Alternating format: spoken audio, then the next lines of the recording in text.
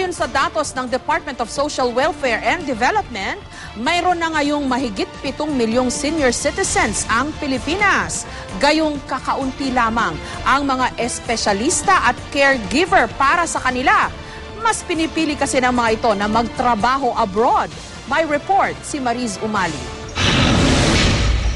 Di pa kayo natutulog. Halika na, magkumot ka. Salamat ha. Hindi man niya kadugo, si Marivic Bello itinuring ng parang kaanak ang mga matatanda dito sa Golden Acres. Sa loob ng 20 taon, dito nauubos ang kaniyang mga araw bilang isang caregiver. Kami na po ang magpapaligo sa kanila. Pagtungtong ng merienda time, kami din po ang mag-aasikaso sa kanila. Pagtungtong ng alas 6, kakain na po sila. Tapos may TV viewing sila. After nun, matutulog na sila. Kami mga staff, hindi po kami pwedeng matulog. Kumbaga close monitoring po kami sa kanila. Matulog na tayo. Ayaw ko.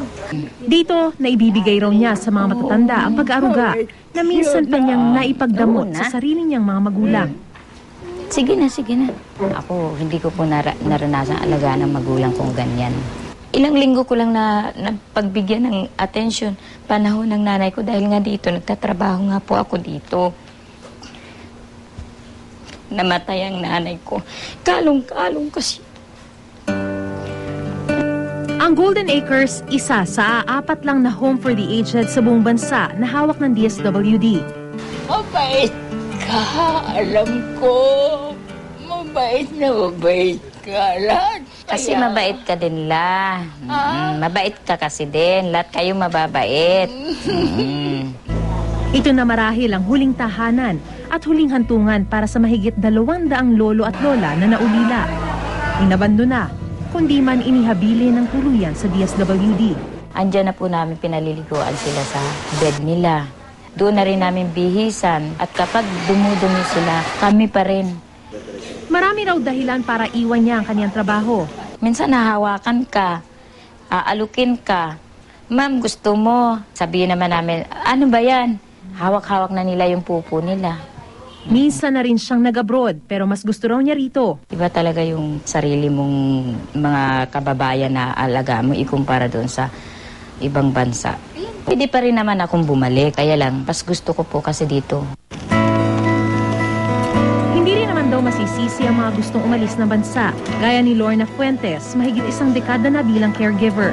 Mahigit 1 dekada na rin nangangarap ng pag-asenso. Kung andun ka, sabi nga nila, malaki ang kikitain. Yung kinikita mo siguro dito, siguro pagdating mo doon, doble rin. Ang buwan ng sahod ng mga caregivers sa ibang bansa, di hamak na mas mataas kumpara sa mga natatanggap ng mga pampublikong caregiver dito sa Pilipinas. Kung titignan mo yung salaries, for instance, a Taiwan caregiver would probably earn a minimum of around 15,000 pesos. Yan ang minimum wage. Aakyat yan to, say, 1,000, 2,000 US dollars pagdating na sa Canada or sa Israel. Ang resulta, nauubos na ang mga sanay tagapag-alaga ng mga matatanda dito sa bansa. Mula taong 2000, mahigit 100,000 caregiver na ang umalis ng Pilipinas. Ito'y sa kabila ng dumaraming matatanda dito sa bansa na dapat alagaan. Sa tayangan ng gobyerno, ang halos 50 milyong bilang ng mga matatanda noong dekada 80 aabot sa mahigit 100 milyon pagdating ng 2016. Meron kaming assessment ng January to March na meron talagang problema sa client-worker ratio.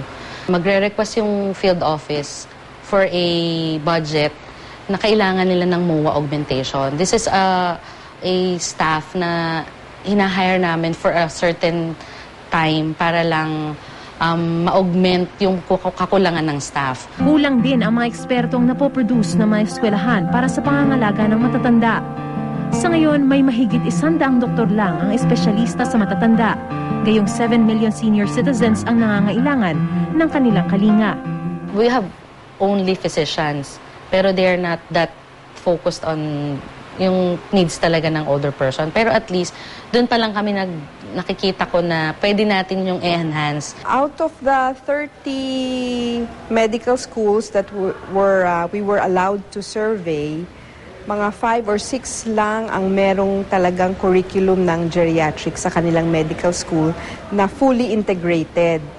Yung mga ibang mga eskwelahan kasi wala silang geriatrician, walang marunong magturo sa geriatrics. Kulang na nga sa doktor at mga caregiver, tila kulang din sa mga pamantayan. Noong 1983, isa ang Pilipinas sa mga bansang lumagda sa Vienna International Plan of Action on Aging ng United Nations na nagtatakda ng mga alituntunin sa tamang pangangalaga ng mga matatanda.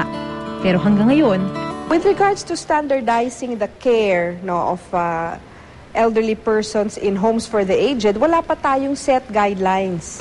pero ang World Health Organization na mismo ang nagsabi, pagdating sa pangangalaga, wala pa ring papantay sa kalinga at aruga ng sariling pamilya. Ang tanong dyan is, bakit sila dumadami? Anong magagawa natin para ang ating sagot ay hindi agad-agad home for the aged? Maris Umali, GMA News.